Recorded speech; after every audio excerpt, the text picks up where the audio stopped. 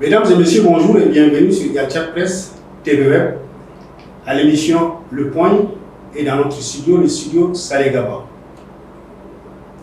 Nous recevons aujourd'hui une grande figure de la société civile tchadienne. Il s'agit de Mamadou Ibedou, ex-secrétaire général de la Convention tchadienne des droits de l'homme et actuel président de la Commission nationale des droits de l'homme. Mamadou Ibedou est une grande figure, comme dis-je. Nous aborderons des questions d'actualité de la situation des droits de l'homme et surtout de la grande manifestation qui a eu lieu hier à N'Djamena. Bonjour Monsieur Ibedou. Bonjour. Merci d'avoir accepté notre invitation. Première question, Monsieur Ibedou. Hier, il y a eu une grande manifestation contre les intérêts, contre l'ingérence de la France, de la politique française au Tchad. Quelles sont vos impressions en tant que grande figure de la société civile, mais aussi en tant que président de la Commission? Bon, en tant que figure de la société civile, ça me rappelle à l'époque quand j'étais dans Wakitama. Et là, mon impression est que le droit de manifester est reconnu par la Constitution tchadienne. Et je pense que les camarades, quand ils mènent des actions citoyennes, ils les mènent en protestation contre certaines choses, par exemple, en protestation contre l'injustice, contre le pouvoir, enfin, contre la mauvaise gouvernance, contre l'insécurité, etc. Donc ils peuvent la mener contre la France. Je trouve que si Wakitama estime qu'il doit protester contre l'ingérence française au Tchad, c'est son droit le plus absolu. C'est-à-dire que le droit de manifester, même en France, le gouvernement français est victime de protestations de certains opposants. Donc j'estime de ce point de vue qu'il n'y a pas matière à discussion. Maintenant,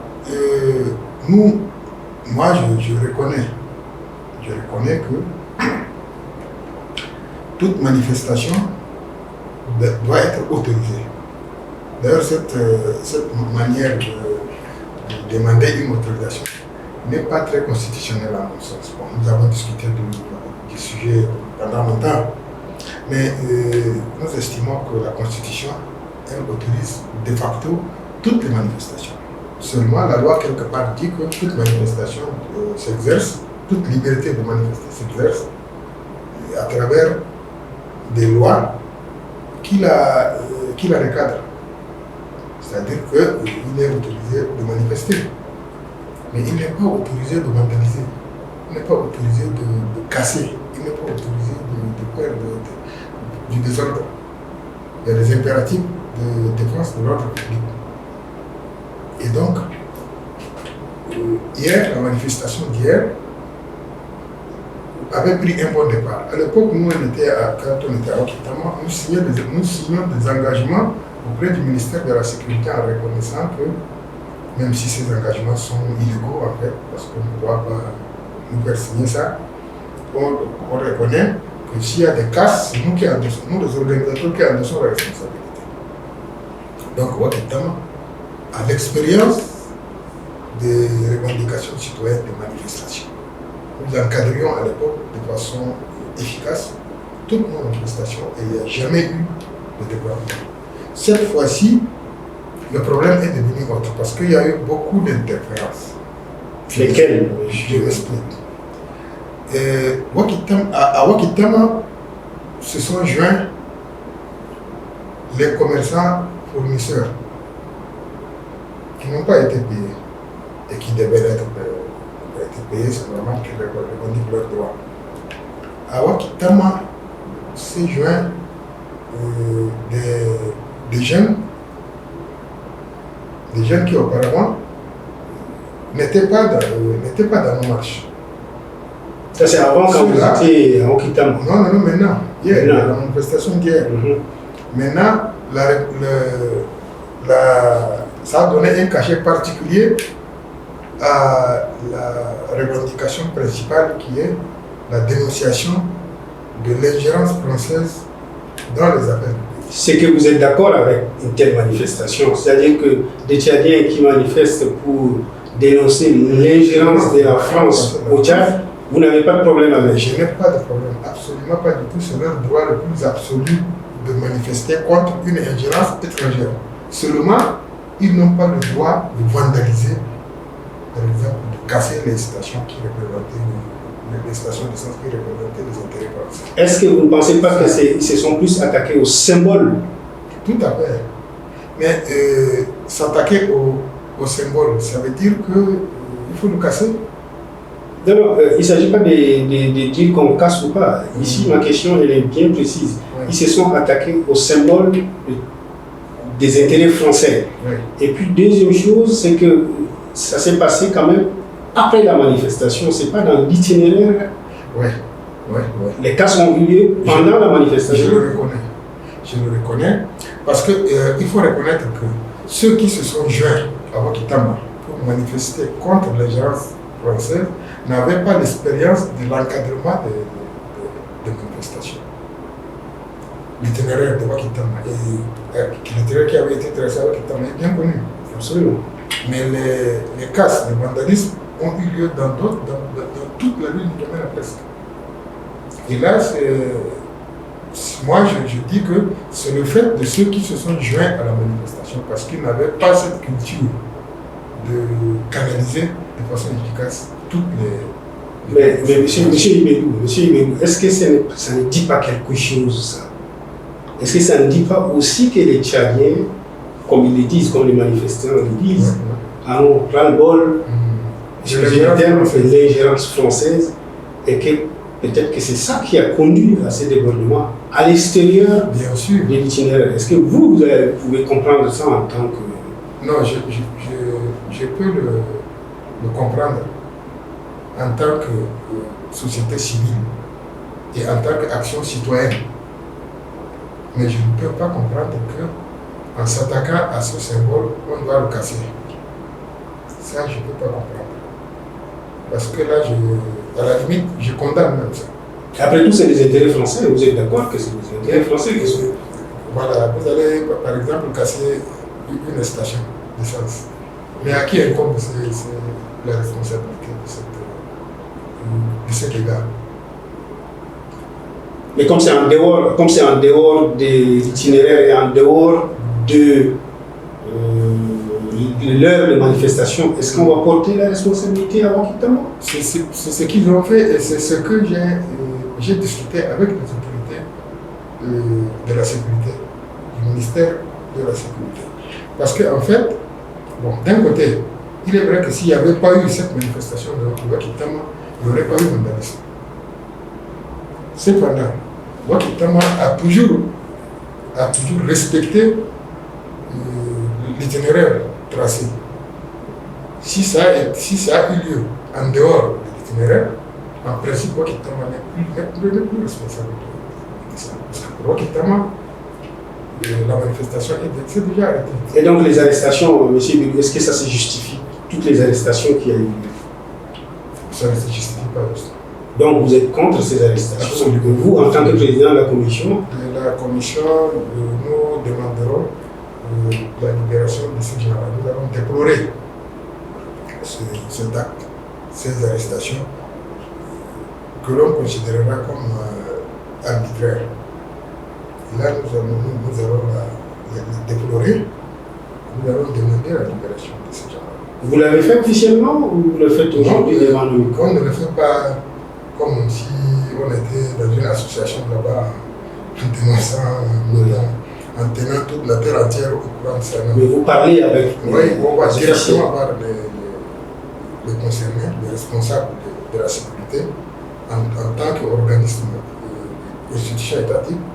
Nous allons vers une autre institution étatique pour lui demander de respecter des principes fondamentaux dont nous sommes le garant. Et donc, officiellement, vous pouvez ici demander à ce que À ce qu'on libère. À ce qu'on libère tous ceux qui sont détenus, parce que jusqu'à aujourd'hui, ils sont détenus, ils ne sont pas libérés. Ah, bien sûr, bien sûr. Donc, si je comprends bien. Vous savez qu'en tant que président de la Commission nationale des droits de l'homme, je n'ai pas à crier sur le doigt qu'il faut absolument qu'on libère. Je ne suis pas dans une association. Je suis dans une institution de l'État. Et donc, je vais mener les démarches nécessaires. Je vais faire toutes les diligences pour que ces gens soient libérés. Parce qu'au fond, moi-même, j'estime qu'ils ne doivent pas être arrêtés. Donc, ce n'est pas normal ces arrestations. Elles sont illégales et incompréhensibles. Voilà.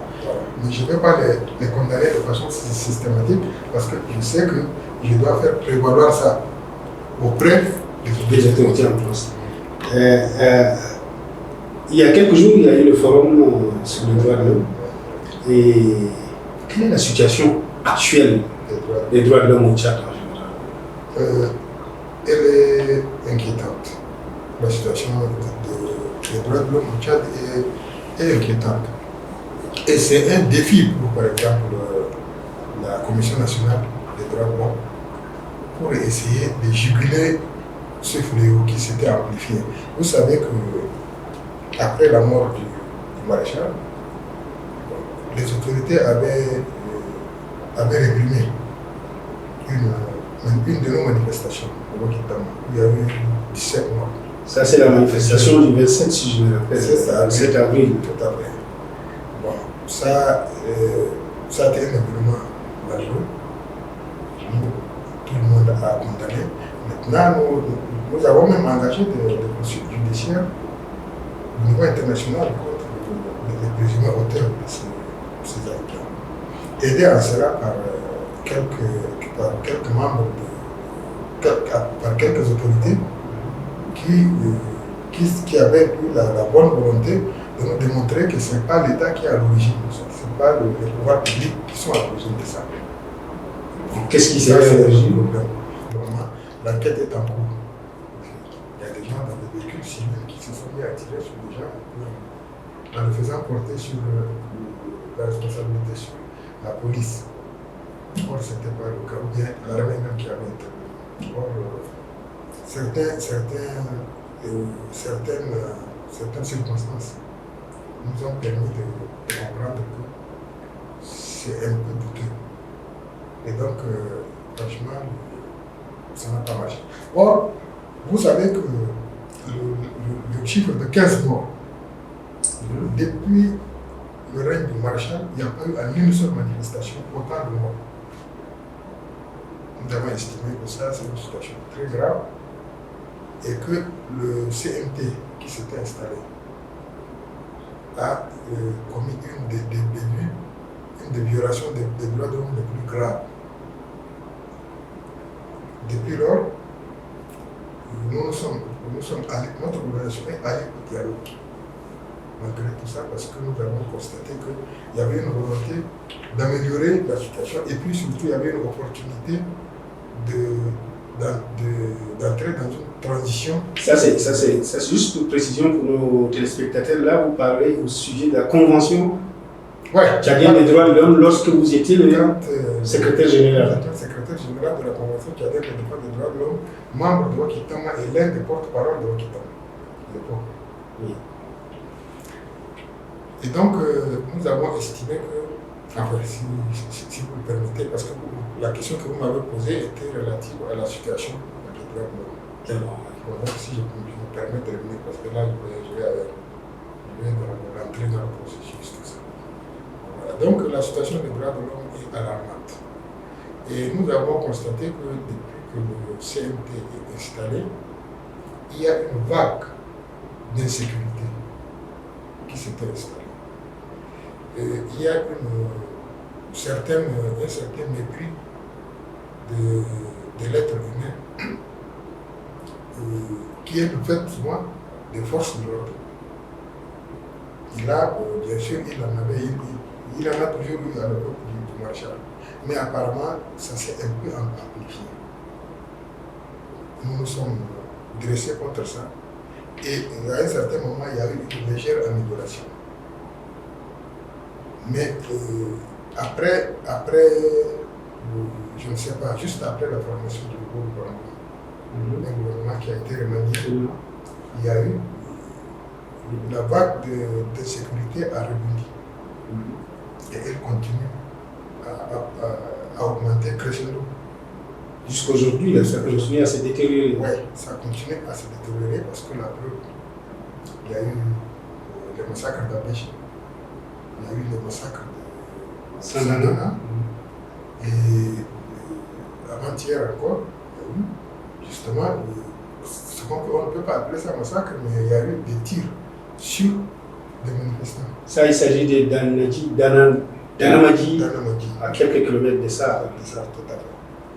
Donc, tout ça là concourt à rendre le climat relatif aux droits de l'homme très difficile. Donc, pour nous, la CNDH, c'est un défi. Il faut absolument relever le défi de l'instauration d'un système où le respect des droits de l'homme doit être au centre de toutes les préoccupations. Vous savez que l'homme est la finalité de tout. En principe, tout ce qu'un gouvernement, tout ce qu'un régime politique peut entreprendre doit concourir au bien-être de la population. Monsieur Libérou, vous êtes aujourd'hui, vous portez une autre casquette, celle de président de la Commission tchadienne des droits de l'homme. Absolument. Beaucoup de gens croyaient en vous quand vous étiez. Ils ne croient pas. Non, c'est pas ça. Ma question est la suivante, c'est que aujourd'hui, on vous voit président de la Commission alors que vous avez milité de l'autre côté pour faire avancer les droits de l'homme. Là aujourd'hui, vous dites à tous les Tchadiens que la situation est pire qu'avant. Qu'est-ce que Ibérou peut changer dans cette situation-là? Merci de m'avoir posé cette question de façon aussi précise.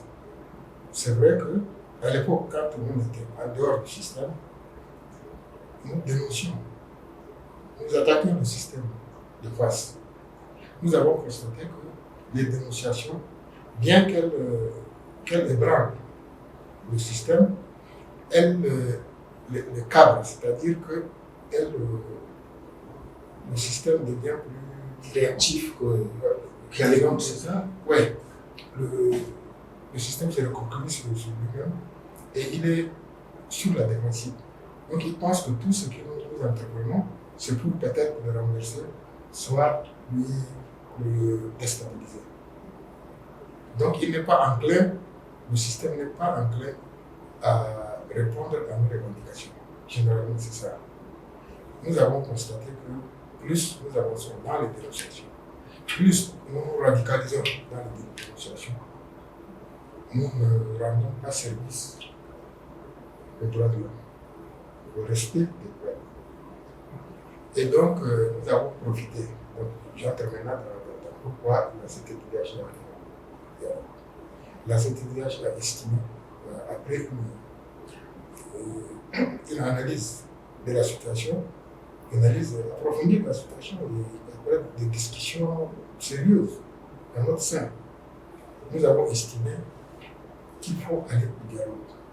Parce qu'à l'époque, il y avait eu un dialogue qui s'était instauré entre Mokitama et le gouvernement de transition.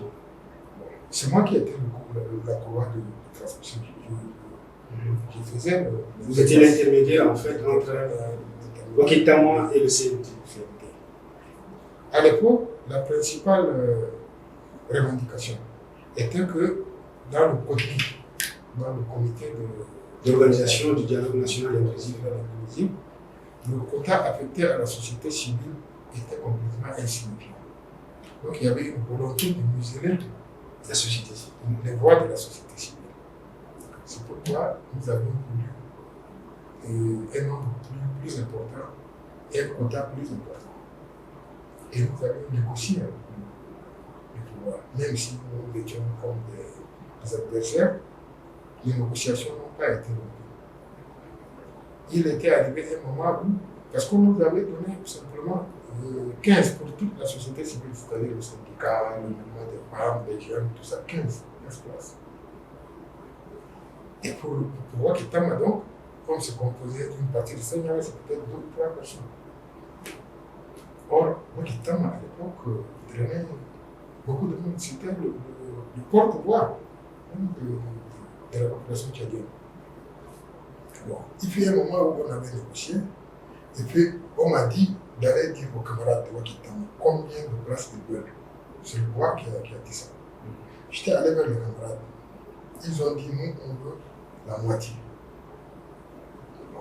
Moi-même, je leur avais dit. C'est-à-dire s'il y a 50 places, ils prennent 25. Ils prennent 25. Je leur ai dit que c'était pas raisonnable. Parce qu'eux, ils gèrent tout le pays, toutes les sensibilités doivent être représentées. La paysannerie, le paysannerie, le commerçant, enfin, toute cette ribambelle de corps de métier doivent être représentées. Si nous prenons seulement qui prennent seulement pour 50%, ça peut être que eux, ils ne vont pas accepter. Il faut qu'on soit là. Bon, les camarades se sont réunis. Nous avons une coordination de 10 membres à Wakitama.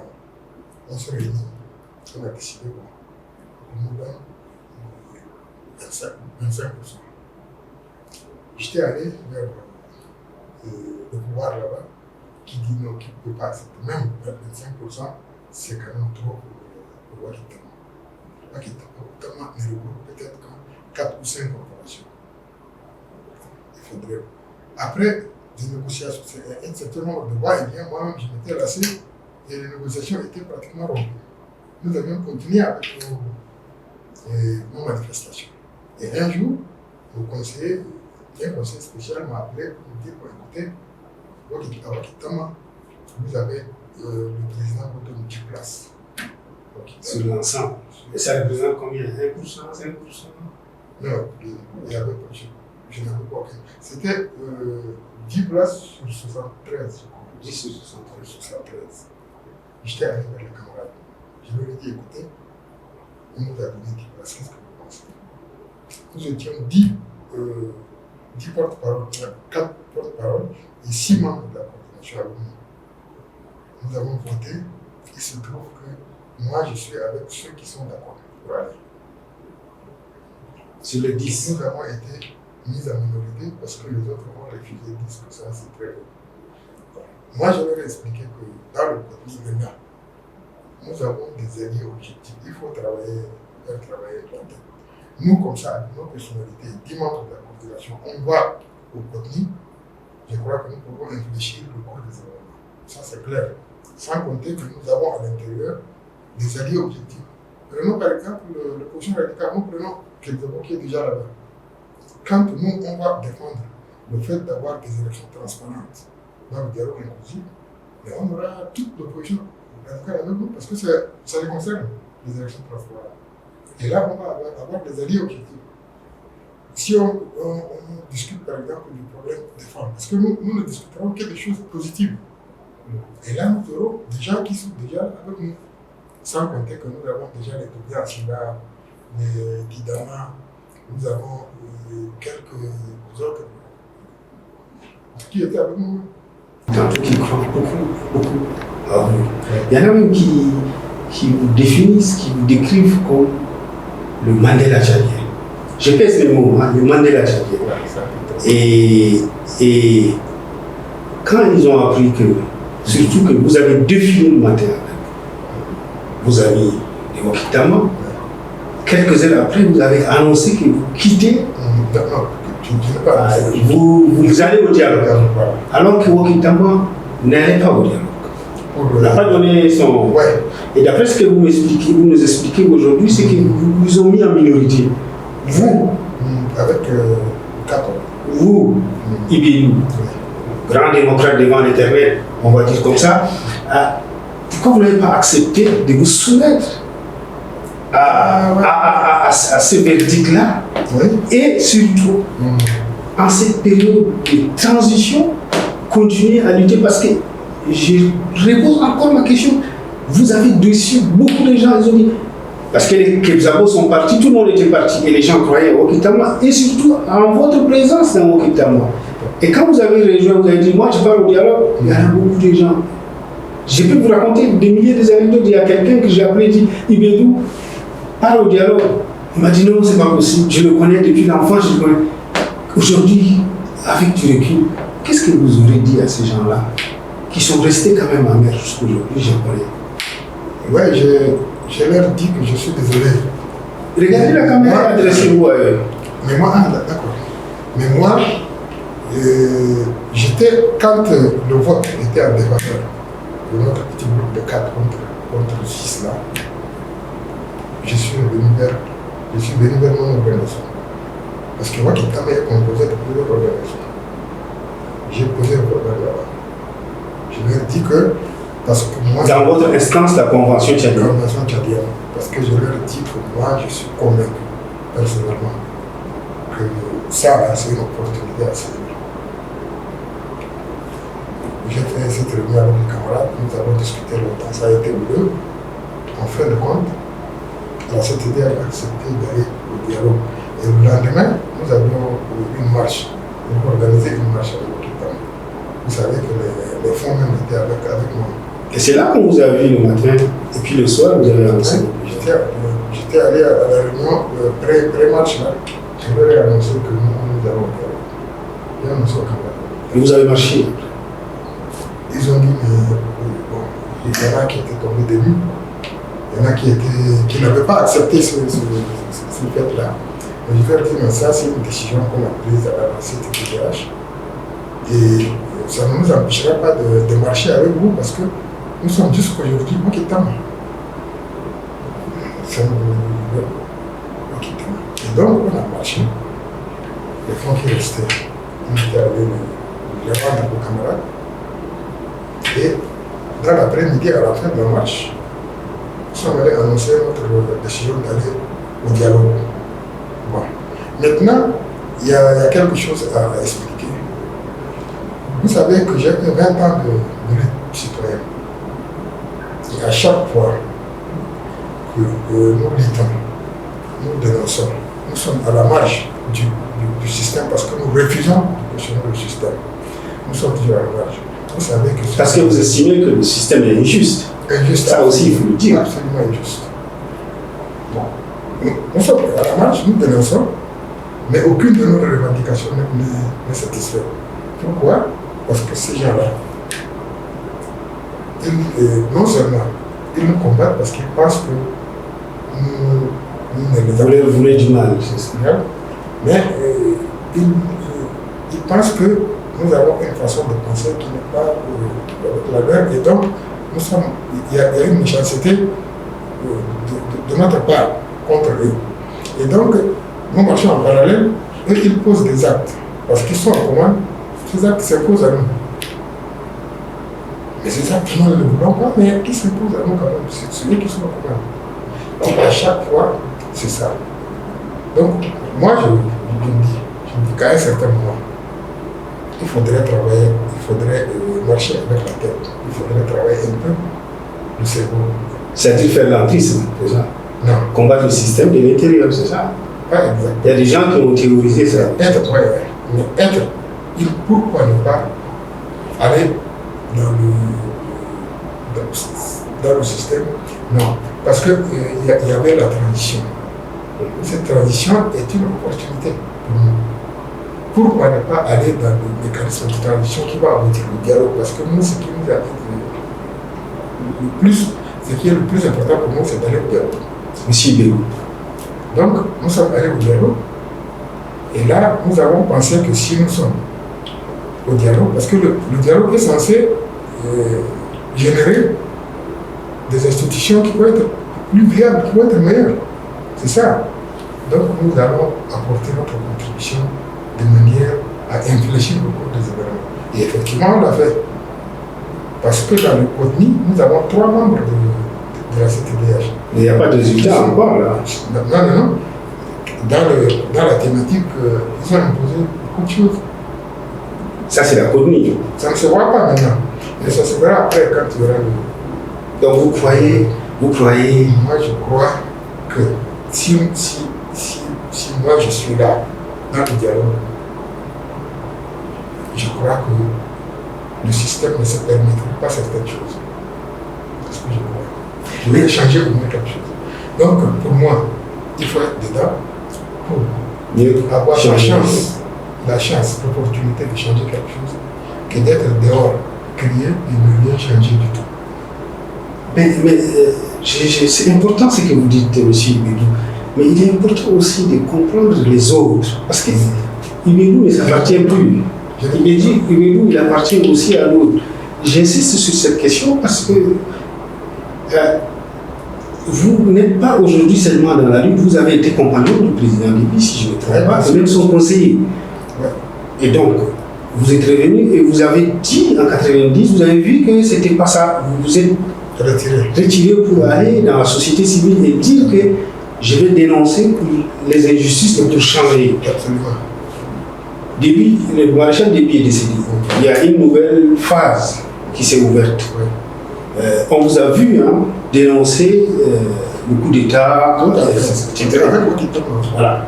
Et le même Ibedou venir encore dire à ceux qui changent de camp qu'il faut changer pour rentrer dedans, pour les changer.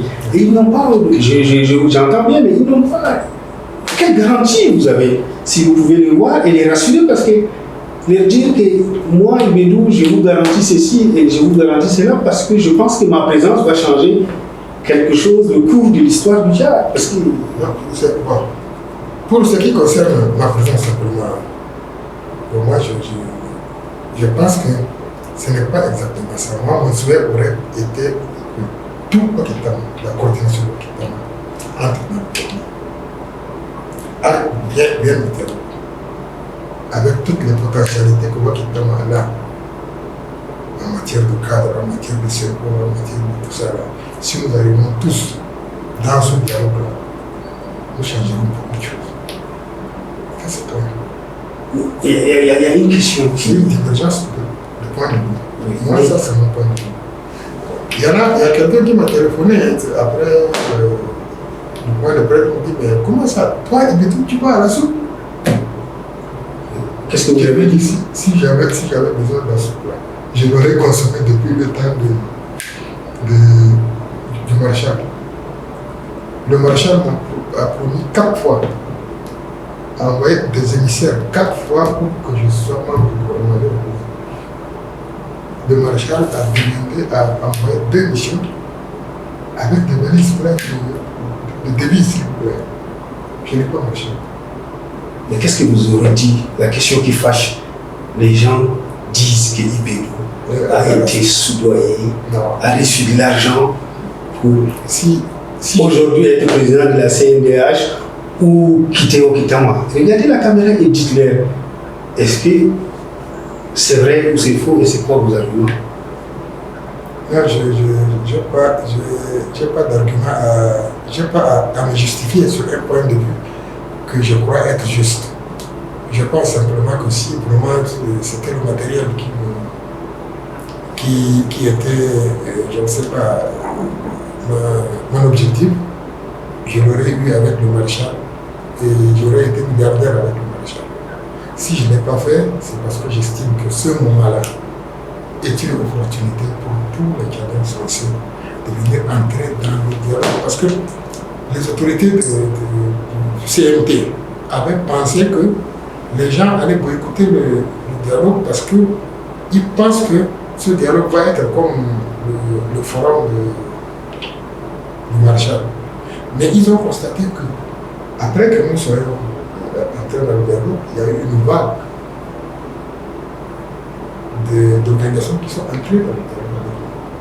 Il y a eu les oppositions armées qui sont en train de discuter pour venir.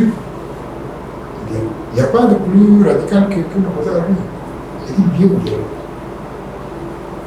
Pourquoi? Maintenant, je suis sûr que il y a l'optimisme là-dedans, parce que je suis optimiste parce que tous ceux qui sont maintenant, qui viennent au dialogue, ne sont pas forcément d'accord avec le CRT.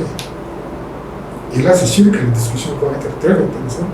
Et ça, c'est nos alliés objectifs, parce que nous avons conditionné même notre entrée dans le dialogue par la présence des opposants armés. Parce qu'on voulait la paix pour nous laisser des personnes armées devant la marchera pas. Et donc pour nous, c'est un impératif. Apparemment, nous sommes encouragés ce qui est en train Justement, M. Ibedou, qu'est-ce que vous pensez de ce qui se passe à Doha aujourd'hui avec les politico-militaires? Ça fait 2 mois qu'ils sont là-bas. Il y a des divergences qui n'ont pas été toutes surmontées, mais beaucoup a été fait dans un sens positif pour une participation des opposants armés. Mais le problème, il est ailleurs. Le problème, il n'est pas dans la participation. Est-ce qu'ils vont venir ou non? Non, ils veulent venir. Pour nous, on aurait voulu que quand les émissaires étaient partis là-bas pour négocier avec eux, on aurait souhaité qu'ils négocient simplement leurs conditions de retour. C'est-à-dire La sécurité, la garantie. Or, eux là-bas, ils ont presque épuisé toute la thématique du dialogue national inclusif. Donc c'est un dialogue avant le dialogue. Voilà. Et là, c'est notre point que le gouvernement est entré dans leur jeu. Normalement, il n'aurait pas dû entrer dans leur jeu parce que le vrai dialogue devait être celui qui doit être organisé ici. Et donc, malgré tout, quand même, le gouvernement a essayé au mieux d'arrondir les angles, même si vous savez que le gouvernement a toujours exercé des pratiques, tu vois, les anciens réflexes. Ils essaient de soutenir certains mouvements, certains mouvements armés pour qu'ils acceptent certaines choses. Et c'est justement, mais monsieur Ibedou, sans vous couper la parole, juste, c'est là que les gens, les uns et les autres, ne comprennent pas. Comment Ibedou peut rentrer dedans et dire qu'il va changer? Parce que vous dites que les vieilles réflexes sont là. Oui. Le CMT est arrivé, c'est les mêmes têtes, c'est long plusieurs. Vous-même, vous venez de le dire, le système il est là. Tout à fait. Je vous fais remarquer que je ne suis pas entré dans le système. Je suis allé au dialogue. C'est vrai. Je suis allé au dialogue. Le CNDH, c'est une partie du système, non? Non. C'est une commission qui est gouvernementale. Non. Ça, c'est pas le système installé par les militaires. Par les militaires, non. Le système existe là. Et c'est une organisation qui a la réputation d'être indépendante. C'est pourquoi j'ai choisi d'aller. Je ne vous laisserai pas partir sans vous poser une question qui concerne les activistes. Oui. Avez-vous joué un rôle dans le retour de quels activistes? Des 4 activistes qui sont revenus et qui sont depuis là. Les 4 activistes, en l'occurrence, Abel Maïna, Makaïla Gebra et Habib Ben, étaient nos relais. À l'époque, quand on était dans cette piège, lutter contre le pouvoir en matière de respect des droits de l'homme. C'était nos relais dans ce nos relais en dehors du pays. Et c'est donc, disons, nos représentants en Europe. Maintenant que la CTDH est entrée et allée au dialogue, moi je me suis dit, j'ai profité d'un séjour médical là-bas pour les contacter et leur expliquer pourquoi nous sommes allés au dialogue. Et donc ils viennent appuyer la CTDH et afin qu'elle puisse, afin d'apporter leur contribution avec les autres dans l'édification d'un nouveau théâtre, c'est-à-dire que quand il y aura d'autres institutions viables qui vont assurer le bien-être du peuple tchadien. Ce peuple n'a jamais été heureux. Ce peuple n'a jamais eu de gouvernance normale. Si nous avons cette opportunité d'un dialogue qui se veut souverain, comme le dit le PSMT, je crois qu'il y a une opportunité. Vous ne craignez pas qu'il change? Non, mais il ne peut pas changer parce que ça, nous le savons. Qu'est-ce qui vous fait dire ça? Non, ça, je le sais. Je le sais que concrètement, les nouvelles autorités ne peuvent pas changer de cap. Parce que on avait posé la question au PCMT d'Union. Moi, je me posé la question. Je me dis, mais qu'est-ce qu'il en fait de la charte? Exactement. Pourquoi ne pas l'écrire noir sur blanc? Pourquoi personne ne se présente dans la charte? On va continuer comme ça, avec une charte floue. On ne sait pas si vous allez vous représenter. Et puis, je ne sais pas, les 18 mois, est-ce que c'est vrai qu'après ça, vous allez quitter?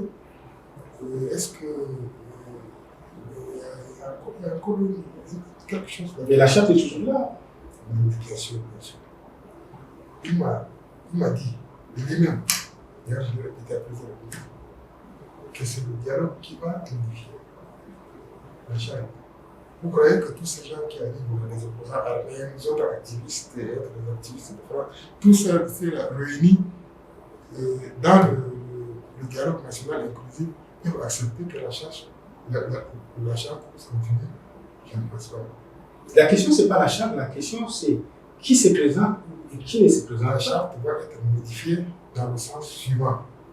D'ailleurs, ça, c'est ce que les bailleurs, les partenaires disent. La nouvelle ministre de Biden qui a passé ici et qui a vu le président du PCMT, elle a demandé à nous voir en tant que société civile. Nous sommes allés la trouver, elle a dit qu'elle a été claire avec le PCMT, qu'il ne se présente pas au prochain mandat, ça c'est clair, et que même les autres, tous ceux qui ont exercé tous ceux qui ont dirigé la transition, ça c'est clair. Et puis le mandat de 18 mois renouvelable, là, 18 mois, normalement, ils ont laissé une brèche pour faire croire qu'ils peuvent renouveler. Là également, il a été clair. Il y a 18 mois, c'est terminé. Et on est à... Voilà. Maintenant, il y a un problème. Il y a un problème après parce qu'il y a eu des contingences telles que nous étions même contre que cela soit prolongé. Parce que nous soupçonnons toujours de vouloir se perdurer, rester au pouvoir en prolongeant de façon induite la première transition. Mais certaines contingences ont fait que nous nous rendons compte qu'il vaut mieux avoir une transition un peu longue et faire des choses bien que de respecter les délais de 18 mois et d'adapter les choses. Donc, en ce moment-là, même si on dit qu'on va respecter les 18 mois, c'est impossible. C'est impossible. Donc, on sera obligé de prolonger. Mais là, il faut vraiment convaincre certains bailleurs. Parce que quand les bailleurs nous verront, nous, leur dire que vraiment, si ce n'est pas prolongé, ce n'est pas parce qu'ils veulent perdurer au pouvoir. C'est parce qu'ils étaient dépassés et que pour nous, pour faire quelque chose de sérieux, il nous faut un peu de temps. Et là, ils peuvent nous comprendre. Naturellement, on ne peut pas accepter que ça se prolonge de façon indéfinie. Voilà, de façon indéfinie. Voilà. Et quelle serait la meilleure option? On prolonge une fois 18 mois ou 2 fois 18 mois? Bon, le principal handicap pour le moment, c'est cette négociation avec les politico-militaires qui auraient dû simplement négocier les conditions de leur accueil ici et tous les thèmes doivent être développés avec les autres. Bon, et ils ont préféré faire une conférence à part. C'est presque une conférence à part. Mais j'ai posé cette question à certains participants et des deux côtés, ils m'ont dit non, que ce n'est pas seulement leur participation, mais les questions de désarmement. Il faut bien qu'ils les discutent. Les questions de cantonnement, c'est-à-dire il y a certains volets. Non, d'ailleurs, pour les politico-militaires, ça c'est indispensable. Il faut rétablir une certaine confiance avant que le processus ne soit déclenché. Ça, c'est compréhensible. Ça, vraiment, c'est... Et s'arrêter là, et après, c'est juste voilà. le reste, c'est des conditions de sécurité, des garanties internationales, tout ce qu'il y a comme conditions dans lesquelles qui leur permettent quand même de participer de façon pleine et entière au débat. Ça, nous sommes d'accord. Ça s'arrête là, ils viennent, ils participent avec nous. C'est ce que nous avons pensé. Mais eux, ils ont même posé des problèmes de forme de l'État, ils ont posé des problèmes de... La réforme de l'armée, ils ont besoin de ça. Mais je crois que nous aussi, c'est ça notre principale pierre d'achoppement. Du côté civil. Non, ça, ouais, nous tenons à ce que l'armée soit réformée. Parce que si le système s'est installé maintenant et s'est enraciné, c'est parce qu'ils ont des armes. Donc cette armée d'aujourd'hui n'est pas représentative. Non, elle n'est pas une armée nationale. Ça c'est clair, eux-mêmes ils le reconnaissent. On n'a pas besoin de leur faire une dessin. Donc il nous faut une vraie armée nationale pour que tout le monde soit rassuré. Il ne faut pas que cette armée soit utilisée à des fins ethniques, comme c'est le cas. Ça, vraiment, nous allons lutter contre ça. Nous sommes en train de dialogue, mais nous ne sommes pas d'accord avec beaucoup de points, c'est vrai. Mais nous l'avons dit, il y a beaucoup de choses comme ça. Nous ne sommes pas d'accord pour la dévolution dynastique du pouvoir. Nous ne sommes pas d'accord. Ça, on le dit. Nous ne sommes pas d'accord pour cette charte-là. Nous ne sommes pas d'accord pour les injustices au quotidien. Nous sommes pas d'accord. Mais nous sommes décidés d'entrer dans le dialogue pour avoir au moins des chances de changer quelque chose, d'apporter quelque chose de positif dans ça. Au lieu de rester dehors, crier, ça fait massacrer quelquefois et ne rien obtenir. Merci, M. Ibedou d'être passé dans le studio. Mesdames et messieurs, nous sommes arrivés à la fin de notre émission. Vous voyez, M. Ibedou, toujours militant, toujours confiant.